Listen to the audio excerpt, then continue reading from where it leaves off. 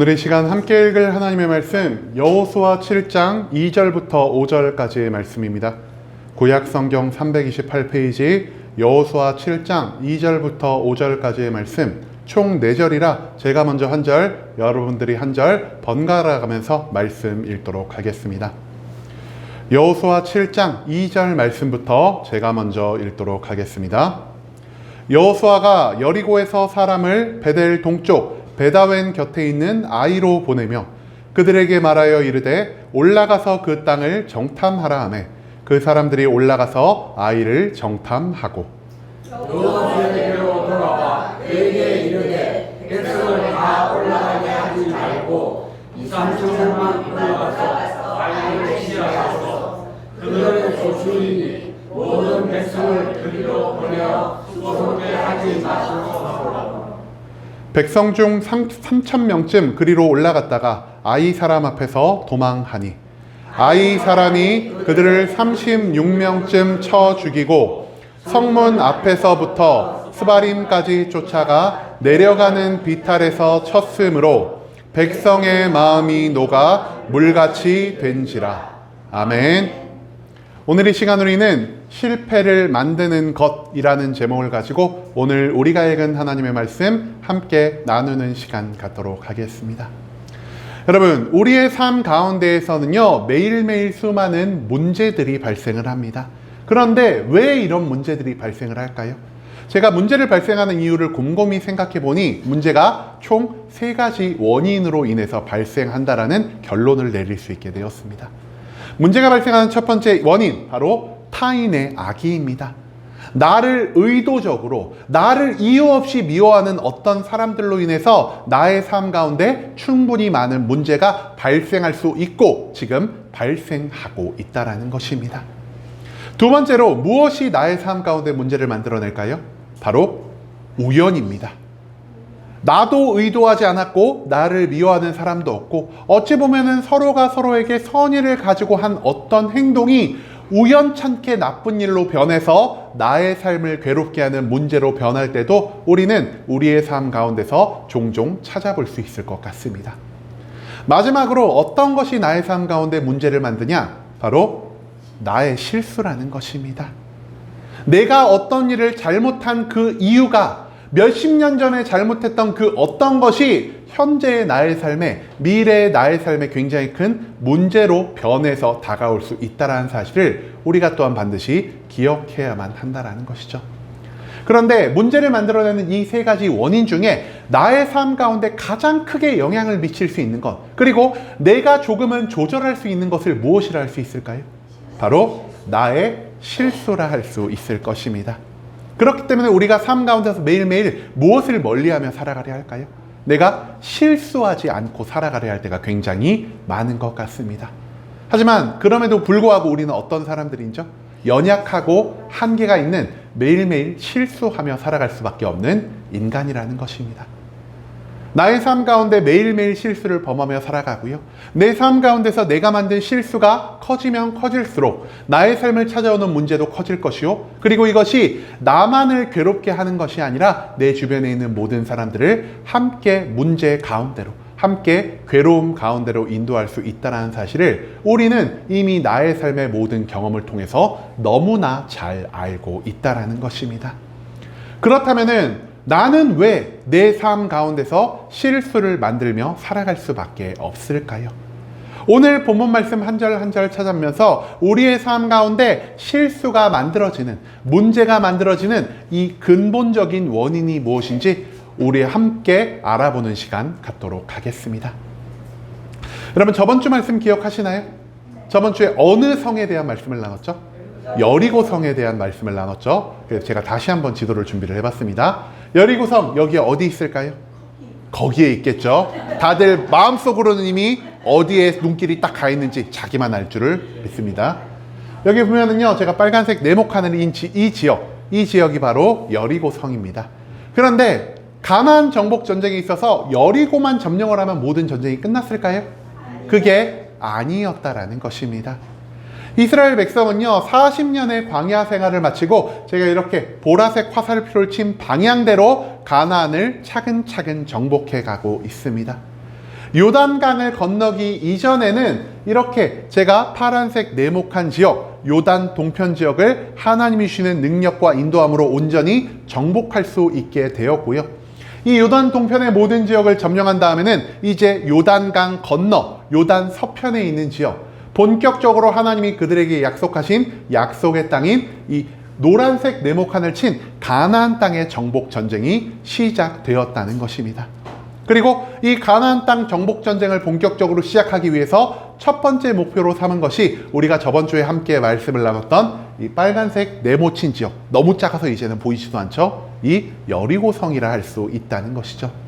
그리고 이 여리고성에서 이스라엘 백성들은요, 하나님의 명령에 온전히 순종함으로 엄청난 승리, 단 한 명의 사상자도 발생하지 않는 놀라운 승리를 경험하게 됩니다. 그리고 이처럼 놀라운 승리를 경험한 다음 이제 여호수아는요, 가나안 정복 전쟁의 그 다음 스텝으로 바로 이 초록색 네모칸 친 지역 아이성을 점령하기로 결정했다라는 것입니다.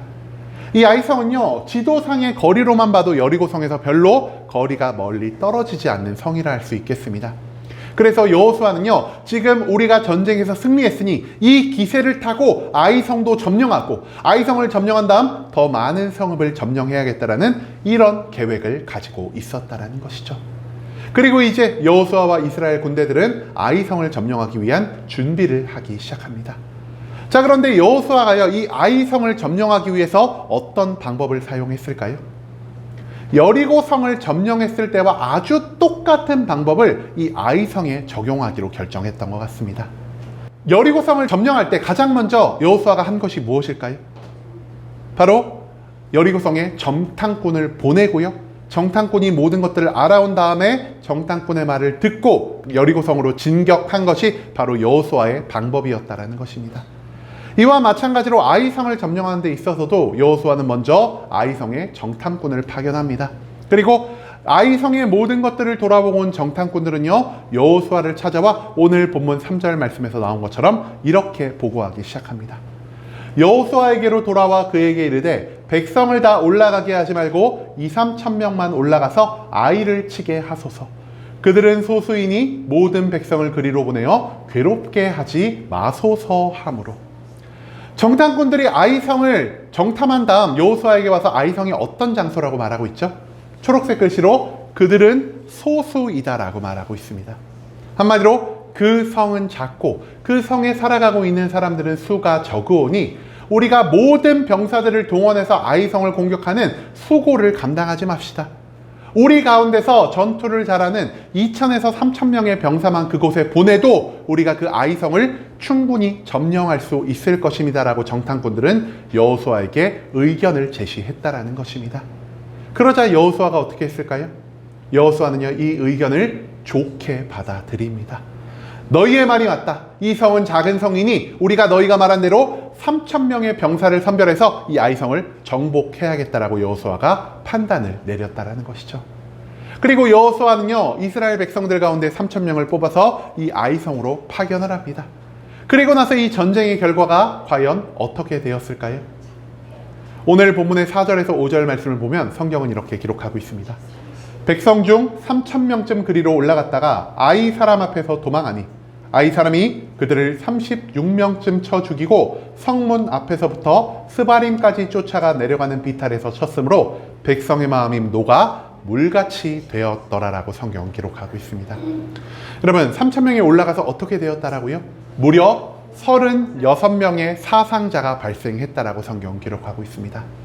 그런데 제가 앞서 말씀드릴 때 여리고성, 그 이중 성벽으로 가로막힌 성을 점령하는데 몇 명의 사상자가 발생했다라고 말씀드렸죠? 단 한 명의 사상자도 발생하지 않았다라고 말씀을 드렸습니다. 그런데 이 아이성을 점령하는데 무려 몇 명의 사상자가 발생했다라고요? 36명. 심지어 36명의 사상자를 만들고 전쟁을 승리했다면 상관이 없겠지만 이스라엘 백성들이 이 전쟁에서 처참한 패배를 경험하게 되었습니다. 더욱 큰 문제는 이들이 전쟁에서 패배한 다음 이를 갈고 너 죽었어, 다음에 내가 더 많은 병력을 끌고 와서 너희를 쳐서 무너뜨려 버릴 거야 라는 이 복수심에 불탄 것이 아니라 그들의 마음이 어떻게 되었다라고 성경이 기록하죠? 그들의 마음이 녹아 물같이 되었더라. 한마디로 그들이요 모든 전의를 상실하고 그들의 마음에 두려움이 가득 차 더 이상 전쟁을 수행할 수 없는 지경에까지 이르렀다라는 것을 오늘 본문 말씀은 우리에게 강조하고 있다라는 것입니다. 즉 이스라엘 백성들과 여호수아는요 가나안 정복 전쟁에 있어서 가장 처음으로 그들이 감당할 수 없는 거대한 문제를 맞닥뜨리고 있다라는 사실, 그것을 오늘 본문 말씀은 우리에게 가르쳐 주고 있다라는 것입니다. 여러분, 여리고 성 점령 전쟁에서요 여호수아와 이스라엘 백성들은 엄청나게 거대한 승리를 경험할 수 있게 되었습니다. 하지만 그 전쟁이 끝나자마자 바로 진행된 아이성 전쟁에서는요 그들이 도무지 상상할 수도 없었던, 그들이 여태껏 경험하지 못했던 처참한 패배를 경험할 수밖에 없었다라는 것이죠. 그렇다면 과연 이 아이성 전쟁에서 왜 여호수아와 이스라엘 백성들이 이토록 처참한 실패를 경험할 수밖에 없었을까요? 그 이유는요 이 아이성 전쟁에 있어서 크게 세 가지 특이점이 발생했기 때문이라는 사실을 우리가 먼저 짚고 넘어갈 수 있기를 소망합니다. 아이성 전쟁에서 발생한 첫 번째 특이점은 무엇이었냐? 이 전쟁은요 하나님의 명령과는 전혀 상관이 없는 전쟁이었다는 사실을 우리가 먼저 기억해야만 할 것입니다. 여러분, 아이성을 점령하는 데 있어서 여호수아가 어떤 전략을 짜냈다라고 제가 말씀드렸죠? 여리고성을 점령했던 방법과 똑같은 방법을 사용하면은 내가 이 전쟁에서 충분히 이길 수 있다라는 생각을 했던 것 같습니다. 그렇기 때문에 여호수아는요 여리고성에 정탐꾼을 파견한 것처럼 아이성에도 정탐꾼을 파견했고요, 여리고성에서 돌아온 정탐꾼들의 말에 귀를 기울였던 것처럼 아이성에서 돌아온 정탐꾼들의 말에도 귀를 기울였다라는 것입니다. 하지만 그 다음에 굉장히 큰 한 가지 차이점이 여리고성 전쟁과 아이성 전쟁 사이에서 발생할 수 있다라 할 수 있겠는데요. 이 두 가지 전쟁에서 발생한 가장 큰 차이점, 우리가 무엇이라 할 수 있을까요? 바로 하나님의 명령이 존재하느냐 존재하지 않느냐라는 것의 차이입니다. 여리고성에 파견되었다가 여호수아를 찾아온 이 정탐꾼이요 여호수아에게 가서 말합니다. 그 성에 살아가는 모든 주민들이 이스라엘 군대와 하나님을 두려워하고 있다라고 말이죠. 그렇기 때문에 여호수아는 강하고 담대한 마음으로 여리고성 앞까지 진격할 수 있었고요, 여호수아가 그 성 앞에서 전쟁을 준비할 때 하나님은 여호수아의 귀를 통해서 이스라엘 백성들에게 모든 명령을 전달하셨습니다. 그리고 성을 돌라는 그 모든 명령에 여호수아와 이스라엘 백성이 온전히 순종하는 모습을 보였기 때문에 그들은 여리고성 점령전에서 굉장히 큰 승리를 얻을 수가 있었다라는 것이죠. 하지만 오늘 본문 말씀에 등장하는 아이성 점령전, 이 4절의 말씀 가운데에서 우리가 하나님의 모습을 단 한 구절이라도 찾아볼 수 있습니까? 하나님에 대한 명령을 단 한 구절이라도 찾아볼 수 있습니까? 반대로요, 저번 주 우리가 읽었던 말씀 기억을 해보시고 찾아보신다면요, 여리고성 점령한 데 있어서 모든 명령이요 처음부터 끝까지 하나님의 말씀으로 가득 차 있다는 것을 우리가 찾아볼 수 있을 것입니다.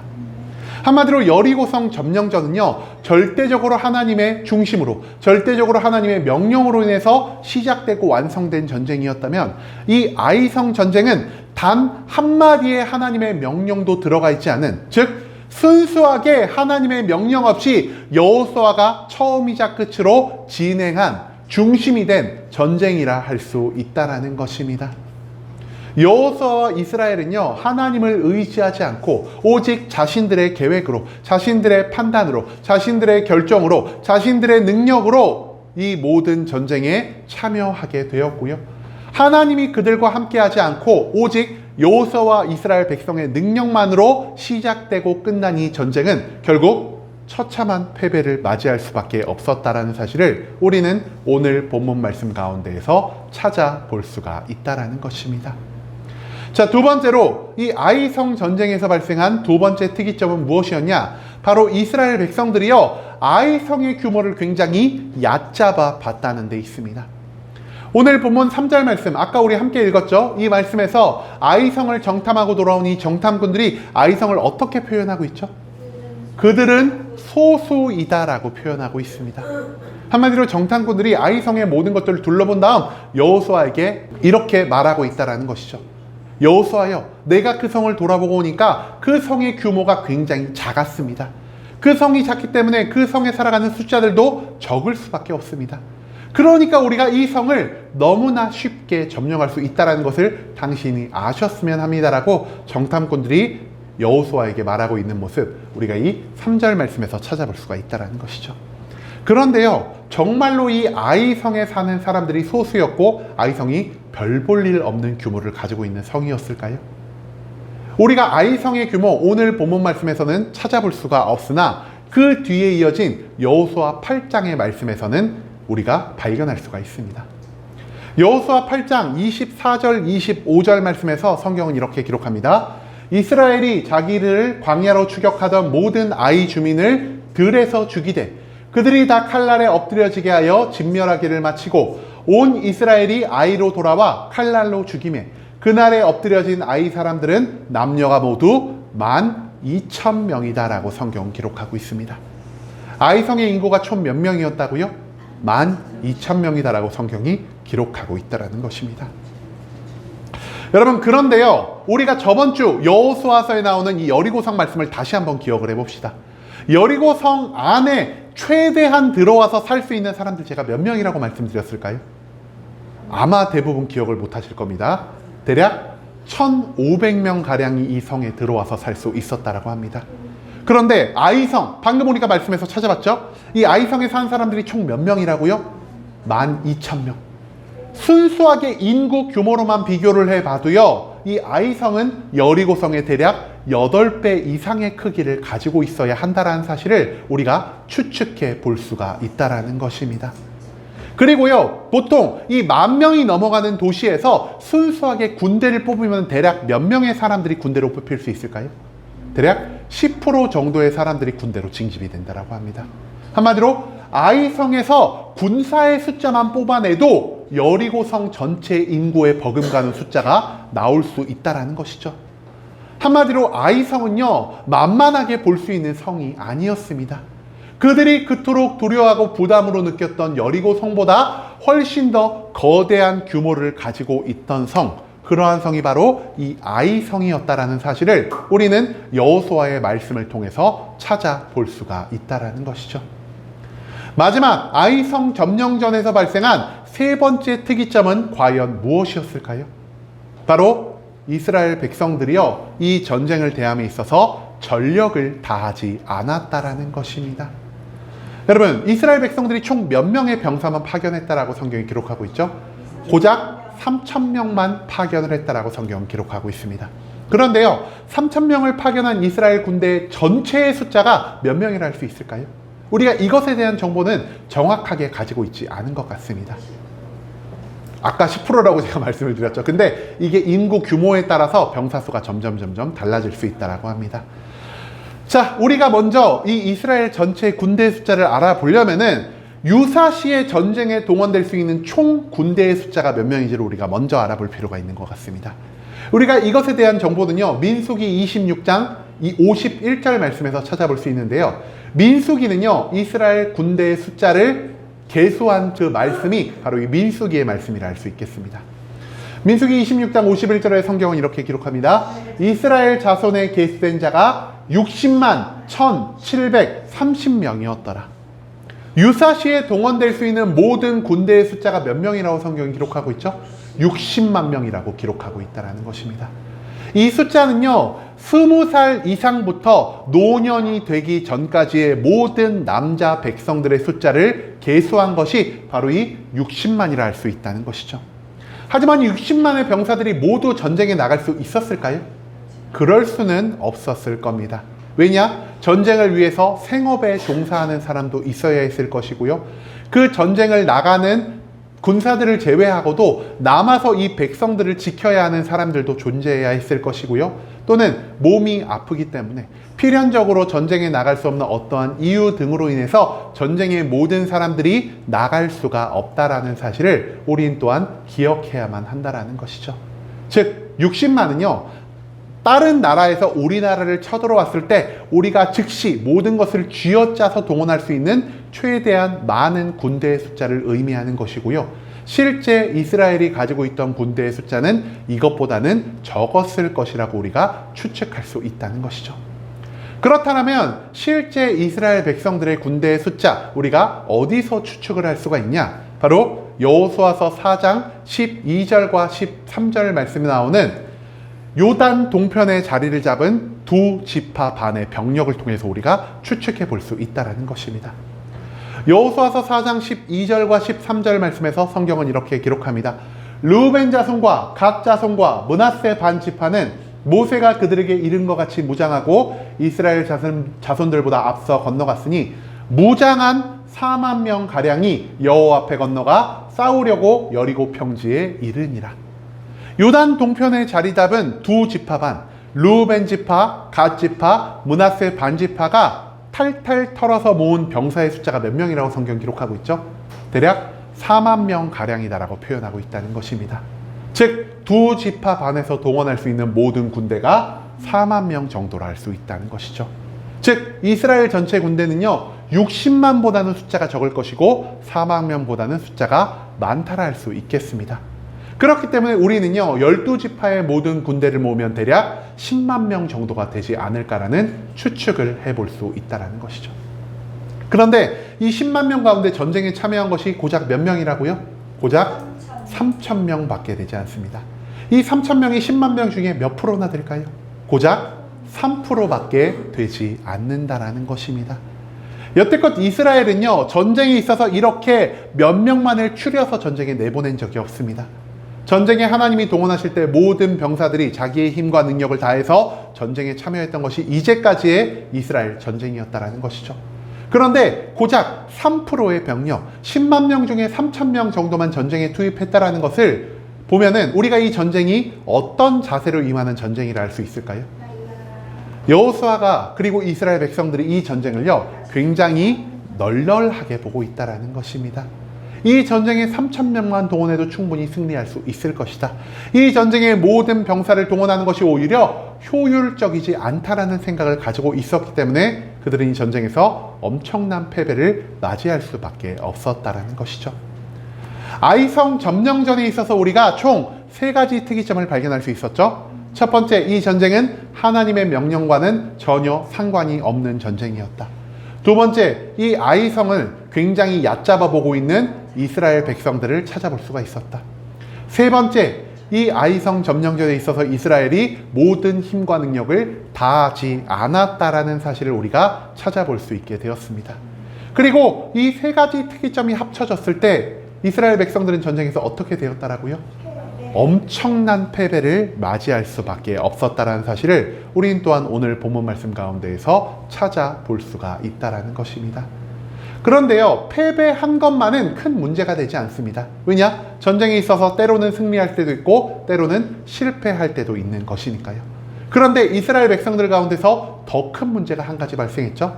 바로 오늘 본문 5절 말씀을 보면은 이스라엘 백성들이 어떻게 되었다라고요? 그들의 마음이 녹아서 물처럼 변하였다라고 성경이 기록하고 있다는 것입니다. 한마디로 그들은요, 완전하게 전의를 상실해 버렸습니다. 더 이상 전쟁에 나가고 싶어하는 마음이 사라졌고요. 그들의 마음 가운데 두려움이 넘쳐나서 그들이 완벽하게 떨고 있었다라는 사실을 우리가 이 5절 말씀을 통해서 찾아볼 수가 있다라는 것입니다. 그런데요, 우리가 여기서 재미있는 것 한 가지를 찾아볼 수 있습니다.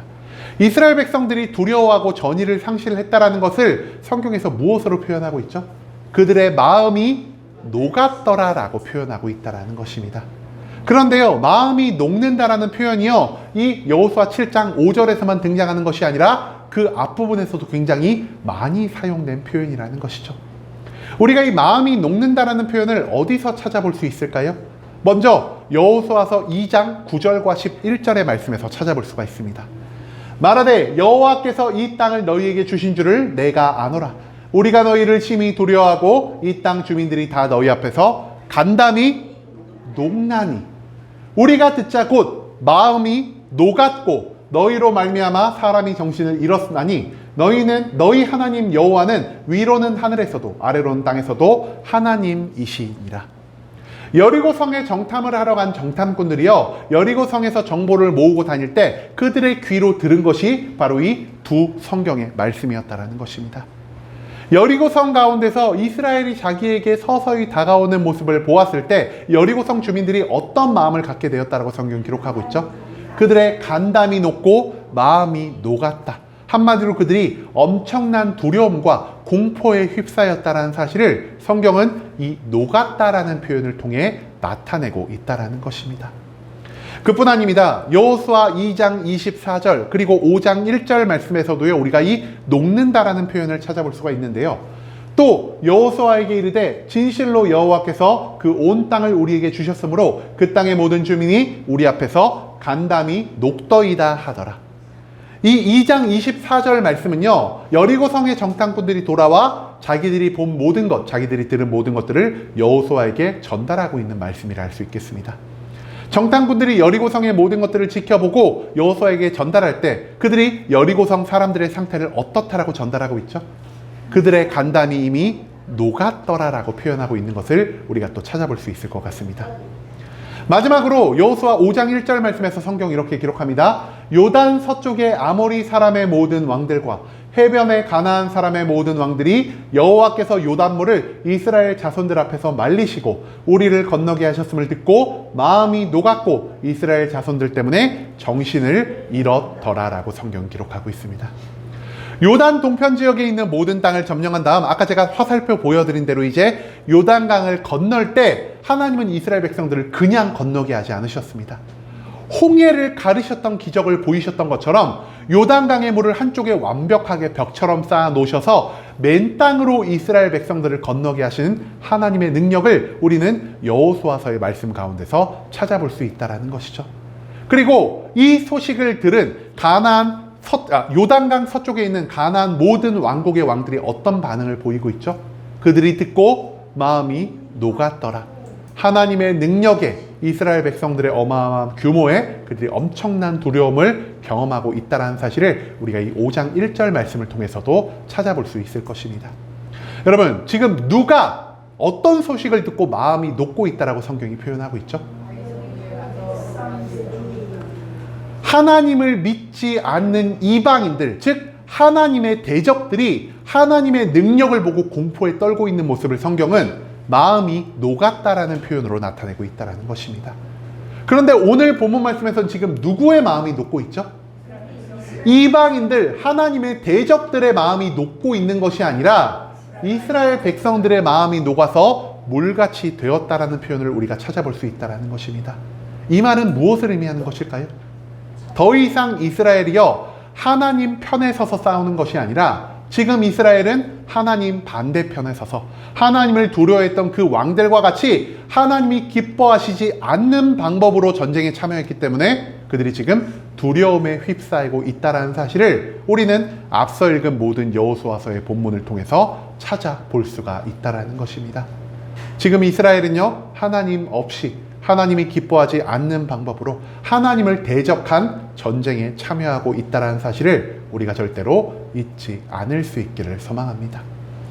여러분, 그렇다면은 이 세 가지 특이점, 아이성 점령 전쟁에서 그들에게 문제를 만들어내고 그들에게 전쟁을 패배하게 만든 이 세 가지 특이점은 과연 무엇에서부터 온 것이라 할 수 있을까요?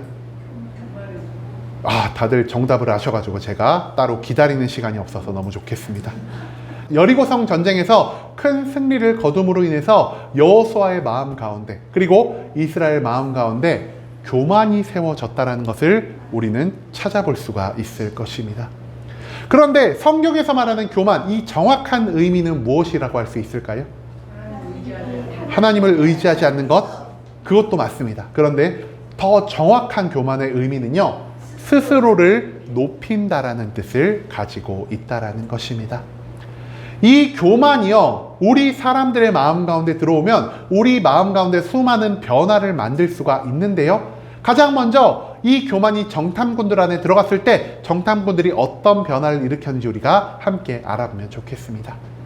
여리고성 점령하는 그 시기의 정탐꾼들은요, 자기의 부족함, 자기의 연약함을 온전히 바라볼 수 있는 자들이었고요, 여리고성에 있는 그대로를 객관적으로 바라봄을 통해 나의 힘과 능력으로는 이 성을 도무지 점령할 수 없겠구나라는 것을 온전히 받아들일 수 있는 겸손의 마음을 가지고 있는 자였다 할 수 있겠습니다. 그렇기 때문에 그들은요, 여리고성을 있는 그대로 바라보면서도 여리고성 사람들의 입으로부터 고백된 그 말, 우리가 하나님과 이스라엘 군대로 인해서 두려워하고 있다는 그 말에 하나님의 모습을 찾아낼 수가 있었다는 것이죠. 한마디로 그들이 겸손한 마음을 가지고 이 세상 모든 것들을 객관적으로 바라보았을 때 그들은 그 세상 가운데서 하나님의 일하심을 찾아볼 수가 있었다는 것입니다. 하지만 오늘 본문 말씀 가운데에서 아이성을 정탐한 그 정탐꾼들이 어떤 모습을 보이고 있죠? 그들은요, 아이성을 작게 보고 있다라는 것입니다. 왜 그들이 아이성을 작게 볼 수밖에 없었을까요? 그들의 마음 가운데 교만이 자리 잡아서 그들의 능력이 아이성을 충분히 점령할 수 있을 만큼 높다라고 그들이 스스로를 판단했기 때문이라는 것입니다. 한마디로 그들은요, 교만으로 인해 자기의 능력을 지나치게 크게 봤기 때문에 여리고 성보다 훨씬 더 거대했던 아이성을 조그만하게 보는 실수를 범할 수밖에 없었다는 사실을 우리가 반드시 잊지 말아야 한다는 것이죠. 여호수아는 어땠을까요? 여호수아는요, 여리고성을 점령하기 이전까지 강하고 담대한 마음이 없었던 굉장히 두려움이 많은 자였습니다. 그는 두려움이 많았고 나의 능력이 절대 모세에 미치지 못한다라고 생각했기 때문에 이스라엘 백성들의 지도자가 됨으로부터 계속해서 무엇을 의지할 수밖에 없었을까요? 하나님을 의지할 수밖에 없었습니다. 모든 일을 행함에 있어서 하나님의 의견을 구하는 자가 여호수아였고요, 하나님이 어떤 말씀을 내리든 그 모든 말씀에 온전한 순종의 모습을 보이는 자가 바로 이 여호수아였다라는 것이죠.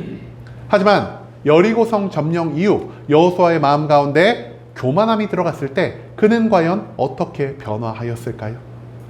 여호수아는요, 이 여리고성의 큰 전쟁 승리로 인해서 엄청난 자신감을 얻게 되었습니다. 그리고 그 자신감을 바탕으로 아이성을 바라보았을 때 우리들의 힘과 능력만 가지고 있으면은 이 아이성을 충분히 점령할 수 있다라고 하나님의 의견을 구하지 않고 모든 것들을 스스로 판단하고 스스로 결정하는 모습을 보이고 있다라는 것입니다. 이 일은 지나치게 작은 일이다. 여리고 성도 점령한 우리가 이깟 아이성쯤 점령하지 못하겠느냐? 굳이 우리가 이 성을 점령하는 데 있어서 하나님의 의견을 물어볼 필요도 없을 것이다. 또한 우리의 모든 병력을 동원할 필요도 없을 것이다. 단지 3,000명만 올라가면은 이 3,000명만을 가지고 우리가 충분히 점령할 수 있는 곳이 바로 이 아이성이다라는 그 교만한 마음이 여호수아의 마음 가운데 자리 잡을 수밖에 없었다라는 것이죠. 여호수아 가운데 자리 잡은 교만이, 그리고 정탐꾼들의 마음 가운데 자리 잡은 교만이요, 그들의 삶 가운데서 여러 가지 실수를 만들어내고 있습니다. 그리고 이 모든 실수가 복합적으로 합쳐졌을 때 이 아이성 전쟁에서 이스라엘 군대가 경험할 수 있는 것 오직 무엇이었다라고요? 그들은 패배, 큰 실패를 경험할 수밖에 없었다라는 것을 우린 또한 오늘 본문 말씀 가운데에서 찾아볼 수가 있다라는 것이죠. 여러분, 그렇다면 하나님은요, 이 교만을 어떻게 생각하고 계실까요? 하나님은요, 교만한 자를 좋아하지 않으시고요, 교만한 자를 죄인으로 규정하고 있다는 사실을 우리가 절대 잊지 않을 수 있기를 소망합니다. 하나님은 왜 교만을 싫어하실까요? 그 이유는요, 하나님이 이 세상에서 가장 높으신 분이기 때문입니다. 여러분, 가장 높다라는 의미는 무엇을 의미할까요? 하나님이 더 이상 높아지실 수 없는 분이라는 것을 의미하는 것이 가장 높다라는 표현이라 할 수 있겠습니다. 그런데 우리가 더 이상 높아질 수 없는 하나님을 높일 수 있는 방법이 딱 한 가지가 있다라고 합니다. 우리가 어떻게 하면 이 높아질 수 없는 하나님을 높일 수 있을까요? 다들 정답을 알고 계시네요. 내가 겸손함의 마음을 가지고 내 스스로를 낮추는 만큼, 한마디로 제가 지금 천장과의 거리가 좀 있죠? 근데 제가 몸을 낮추면 어떻게 될까요? 저와 천장과의 거리가 더 멀어지겠죠? 즉, 내가 몸을 낮추는 만큼 하나님이 내 안에서 더욱더 높아지실 수 있고요, 내가 겸손한 만큼 하나님께서 나의 삶 가운데 더 많은 영광을 누릴 수 있다는 사실을 우리는 절대 잊지 말아야 할 것입니다. 하지만 반대의 상황이 벌어지면 어떡할까요? 교만함이 나의 안에 들어왔을 때 이 교만함 단어의 뜻이 뭐라고 말씀드렸죠? 스스로를 높인다라는 뜻을 가지고 있습니다. 한마디로 교만함을 통해서 내가 나의 마음 가운데서 점점 높아짐을 취하려 한다면 내가 높아진 만큼 하나님은 어떻게 되실까요? 더 이상 높아질 수 없는 하나님과 나의 거리가 점점 줄어들므로 인해서 하나님이 상대적으로 낮아질 수밖에 없다는 사실을 우린 또한 기억해야만 한다는 것이죠. 그리고 이 교만함이 나의 마음 가운데에서 나를 높이고 또 높이고, 결국 우리가 하나님만큼 스스로를 높이 평가할 때 우리의 삶 가운데 어떤 문제가 발생할까요? 바로 우리가 더 이상 하나님을 의지하지 않게 된다는 것입니다. 하나님과 내가 동등한 위치에 있는데 굳이 하나님이 나에게 쓸모있는 존재가 될 수 있겠습니까? 하나님이 할 수 있는 일 나도 다 할 수 있어. 사실 나의 삶 가운데서 발생한 모든 승리, 하나님이 만들어준 게 아니라 나의 힘과 능력으로 한 게 아닐까라는 생각이 드는 그 순간부터 우리는 절대로 하나님을 의지하지 않게 될 것이요, 우리가 이 땅 가운데서 하나님을 의지하지 않는 이상 우리의 삶 가운데에서는 계속된 문제가 발생할 수밖에 없다는 사실을 우리는 절대 잊지 말아야 한다는 것입니다. 여러분, 교만은요, 우리의 눈을 가려버리는 역할을 하고 있습니다. 교만은요, 나 스스로의 연약함을, 나 스스로의 한계를 가림으로써 내가 마치 하나님만큼 놀랍고 뛰어난 능력을 가진 자로 스스로를 잘못 판단하게 만드는 악한 일을 우리의 삶 가운데에서 만들고 있다는 것입니다. 내 스스로의 연약함을 가리기 때문에 내가 더 이상 하나님을 의지할 필요가 없다라고 생각하게 만들어주는 것, 그것이 바로 우리의 마음 가운데 자리 잡은 교만이라는 사실을 우리는 절대로 잊어서는 안 된다는 것이죠. 또한 교만은요, 세상의 진실을 가려버립니다. 우리가 객관적인 눈을 가지고 세상을 평가하게 만들어줄 수 있는 것이 아니라 나 자신의 능력을 과대평가하고 나 자신의 능력을 지나치게 높임으로 우리가 세상을 얕잡아 볼 수 있는 기회를 허락하는 것이 우리의 마음 가운데 자리 잡은 이 교만이라는 것이죠. 우리 스스로의 능력을 지나치게 높게 평가하고 세상을 지나치게 낮게 평가한다면 우리는 이 세상 가운데 수많은 잘못된 판단을 만들 수밖에 없다는 것, 그것을 오늘 본문 말씀은 또한 우리에게 가르쳐주고 있다는 것입니다. 즉, 우리의 삶 가운데서 모든 문제를 만들어내는 가장 근본적인 원인을 무엇이라 할 수 있을까요? 바로 오늘 본문에 나오는 교만함으로 인해서 나의 삶 가운데 수많은 문제가 발생하고 있다는 것, 그것을 우리가 절대 잊어서는 안 될 것입니다. 그렇기 때문에 성경에서는요, 우리가 계속된 성공 가운데 있을 때 우리의 마음을 더욱더 겸손하게 유지할 것을 요청하고 있습니다. 왜냐? 계속된 성공 가운데서 우리의 삶 가운데 하나님을 잊을 수 있는 일이 발생할 수 있고요, 계속된 성공 가운데서 우리가 나 스스로의 능력을, 나 스스로의 의의를 높이려는 그런 마음이 우리 가운데 조금이라도 생겼을 때 그 마음의 틈바구니를 바로 이 교만이 침투할 수 있게 된다는 것입니다. 그리고 교만함이 우리의 삶 가운데 침투하였을 때 우리의 나 자신을 바라보는 눈이 가리워지고요, 우리의 세상을 바라보는 눈이 가리워짐으로 인해서 우리는 삶 가운데서 계속된 문제를, 계속된 실수를, 계속된 실패를 만들어낼 수밖에 없다는 것, 그것을 오늘 본문의 말씀은 우리에게 가르쳐 주고 있다는 것입니다. 여러분, 이제는 내 삶 가운데서 발생하는 수많은 것들의 원인이 바로 이 교만이라는 사실을 잊지 않을 수 있기를 소망합니다.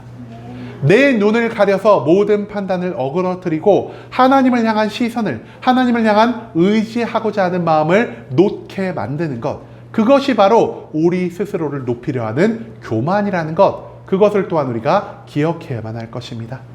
또한 교만이 나를 높이는 만큼 내 안에 계신 하나님은 낮아질 수밖에 없을 것이요, 내가 하나님만큼 높아져서 하나님을 필요로 하지 않을 때 우리는 하나님을 떠나 세상 가운데서 나의 마음대로 살아가는 여호수아와 같은 모습을 보일 수밖에 없다는 것, 그것을 또한 오늘 말씀은 우리에게 강조하고 있다는 것이죠.